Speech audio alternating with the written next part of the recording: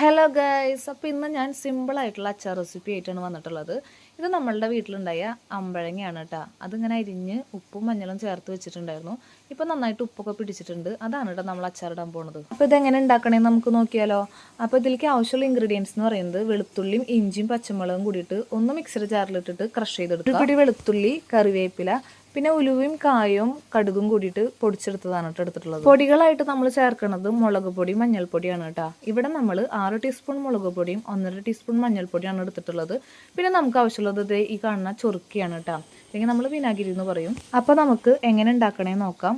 ഇവിടെ നമ്മൾ ചീഞ്ചട്ടിയാണ് എടുത്തിട്ടുള്ളത്. ചീഞ്ചട്ടി ചൂടാകുമ്പോൾ ആവശ്യത്തിനുള്ള വെളിച്ചെണ്ണ ഒഴിച്ചു കൊടുക്കുന്നുണ്ട് കേട്ടോ. ഇനി വെളിച്ചെണ്ണ ഒന്ന് ചൂടായി വരണം. വെളിച്ചെണ്ണ ചൂടായി വരുമ്പോൾ നമ്മൾ ക്രഷ് ചെയ്ത് വെച്ച വെളുത്തുള്ളി, ഇഞ്ചി, പച്ചമുളക് ഒന്ന് ഇട്ട് കൊടുക്കാം കേട്ടോ.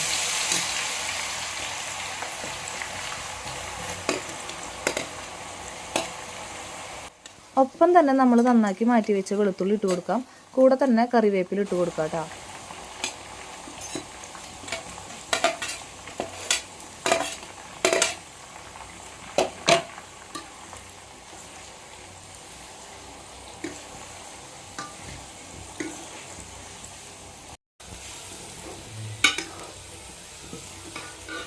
ഇനി നമുക്ക് അച്ചാറിലേക്ക് ആവശ്യമായ ഉപ്പ് ചേർത്ത് കൊടുക്കണം. അപ്പോൾ ഒരു കാര്യം നമ്മൾ ശ്രദ്ധിക്കണം കേട്ടോ, നമ്മൾ നേരത്തെ അമ്പഴങ്ങയിൽ ഉപ്പ് ചേർത്തിട്ടുണ്ടായിരുന്നു. അതൊന്ന് ശ്രദ്ധിച്ചിട്ട് വേണം കേട്ടോ ഉപ്പിടാനായിട്ട്.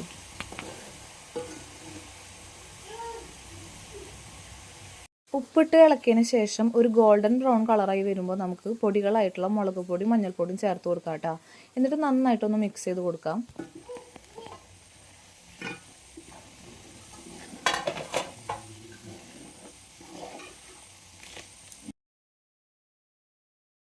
ഇനി നമുക്ക് വിനാഗിരി ചേർത്ത് കൊടുക്കണം. നമ്മൾ വാങ്ങിയ ബോട്ടിലിൻ്റെ ഒരു 1/4 ഭാഗത്തോളം വിനാഗിരിയാണ് കേട്ടോ ചേർത്ത് കൊടുത്തിട്ടുള്ളത്. ഒപ്പം തന്നെ നമ്മൾ പൊടിച്ചു മാറ്റി വെച്ച ഉലുവ, കായം, കടുകിൻ്റെ മിക്സ് ഇട്ട് കൊടുക്കാം കേട്ടോ.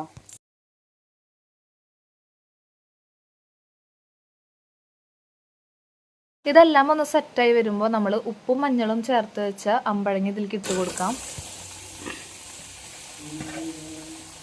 അപ്പോൾ ഇതെല്ലാം കൂടി ഒന്ന് ഇളക്കി മിക്സ് ചെയ്ത് കഴിഞ്ഞാൽ നമ്മുടെ അമ്പഴങ്ങ അച്ചാർ ഇവിടെ റെഡിയാവും. അപ്പോൾ ഇത്ര സിമ്പിളായിട്ട് തന്നെ നമുക്ക് വീട്ടിലുണ്ടാക്കാൻ പറ്റിയൊരു അച്ചാറാണ് കേട്ടോ. അങ്ങനെ നമ്മുടെ അച്ചാർ ഇവിടെ റെഡി ആയിട്ടുണ്ട്. അപ്പോൾ എന്തായാലും നമുക്ക് ടേസ്റ്റ് ചെയ്ത് നോക്കാം.